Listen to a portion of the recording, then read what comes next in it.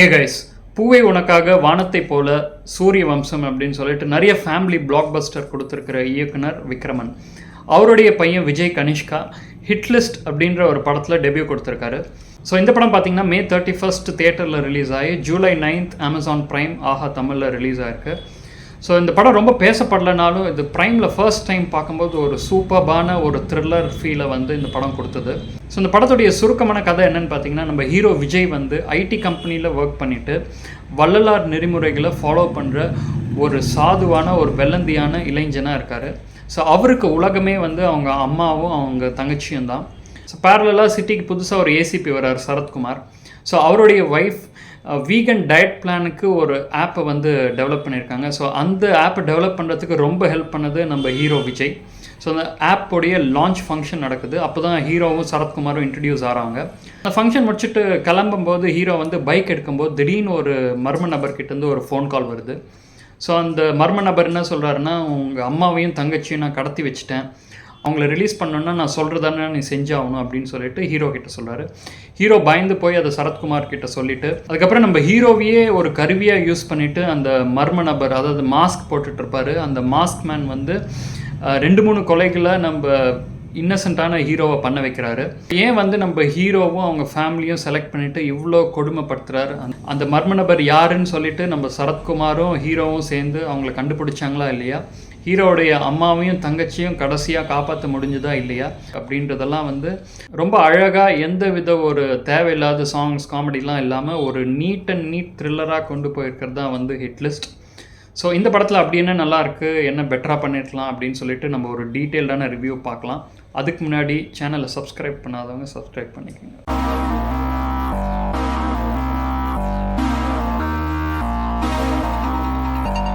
படத்துடைய ஃபர்ஸ்ட் ப்ளஸ்ஸே என்னென்னு பார்த்தீங்கன்னா, நம்ம ஹீரோ விஜய் கனிஷ்கா. ஸோ அவர் வந்து இந்த ஃபர்ஸ்ட் டெபியூ மூவி மாதிரியே நமக்கு கண்டிப்பாக தெரியாது. ஃபஸ்ட்டு ஒரு 15-20 மினிட்ஸ் என்னடா இவருக்கு ஆக்டிங் வரலையா, ஏன் இப்படி நடிக்கிறாரு, ரொம்ப எக்ஸ்ப்ரெஷன்ஸ்லாம் வரலையே அப்படின்னு சொல்லிட்டு நமக்கு தோணும். பட் அவர் அந்த கேரக்டரை அந்த மாதிரி ப்ளே பண்ணுறாருன்றதை வந்து நம்ம போக போக தான் படத்துலையே நம்ம புரிஞ்சுப்போம். அதுவும் செகண்ட் ஹாஃபில் கிளைமேக்ஸ் கிட்ட வரும்போதுலாம் அவர் காட்டுற அந்த இமோஷன்ஸ் அப்போ தான் நமக்கு ரியலைஸ் பண்ண முடியும் ஏன் இந்த ஃபர்ஸ்ட் ஹாஃபில் வந்து இவர் இப்படி நடிச்சிருக்காரு அப்படின்னு சொல்லிட்டு. ஸோ ஃபஸ்ட்டு மூவியில் டெபியூலேயே வந்து ஒரு சூப்பராக ஸ்கோர் பண்ணியிருக்காரு விஜய் கனிஷ்கா.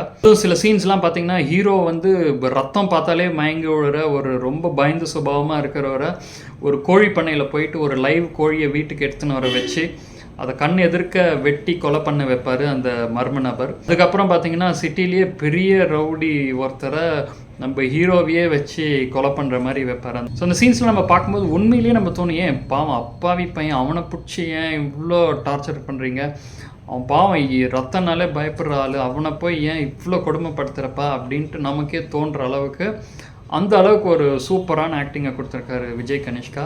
அதுக்கப்புறம் இந்த கதைக்கெல்லாம் பார்த்திங்கன்னா ஆன் த ஸ்டார்ட் ஒரு 10-15 மினிட்ஸ்லேயே கதைக்குள்ளே போயிட்டுருவாங்க.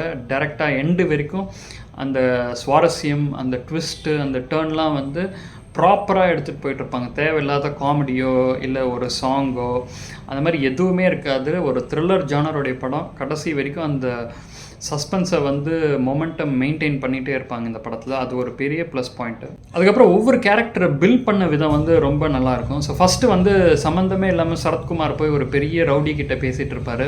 அவர் வந்து ஒரு பிஸ்னஸ் மேனை கொலை பண்ணுறது, பிஸ்னஸில் நீ எனக்கு பர்சன்டேஜ் கொடுக்காதது, அந்த மாதிரிலாம் டைலாக்லாம் இருக்கும். இதெல்லாம் எதுக்கிட்டா இந்த படத்தில் சம்மந்தமே இல்லை. அந்த சைட் பார்த்திங்கன்னா ஒரு ஐடி கம்பெனி பையனை காமிச்சிட்ருக்கீங்க, இங்கே ஏதோ சம்மந்தம் இல்லாமல் நார்த் மெட்ராஸில் ஒரு ரவுடியை போய் ஒரு மிரட்டிட்டு வராரு அப்படின்னு சொல்லிட்டு நமக்கு தோணும். பட் அது எல்லாமே வந்து செகண்ட் ஹாஃபில் அந்த லாஸ்ட் 15-20 மினிட்ஸில் எல்லாத்துடைய ஒரு கனெக்ஷனும் எல்லா ரோலோடைய சிக்னிஃபிகன்ஸை அழகாக கொண்டு வந்திருப்பாங்க டைரக்டர்ஸ் சூரிய கதிர், கார்த்திகேயன் அப்படின்ட்டு 2 பேர். அப்புறம் இன்னொரு நல்ல விஷயம் என்னென்னா, இந்த படத்தில் வந்து செகண்ட் ஹாஃபில் வந்து கோவிட் ரிலேட்டட் டைம்ஸில் நம்ம எவ்வளோ கஷ்டப்பட்டோம், இந்த ஹாஸ்பிட்டலைஸ்டாக இருந்தபோது நம்ம பேஷண்ட்ஸ் இந்த ஆக்சிஜனுக்கு எவ்வளோ கஷ்டப்பட்டாங்க, அந்த டைமில் அந்த டிமாண்ட் சப்ளை கம்மியாக இருந்தபோது என்னெல்லாம் நம்ம அண்டர்கோ பண்ணோன்றது ஆக்சுவலாக ஒரு 2-3 இயர்ஸில் நம்ம அதை ஓவர் கம் பண்ணி வந்துட்டோம்.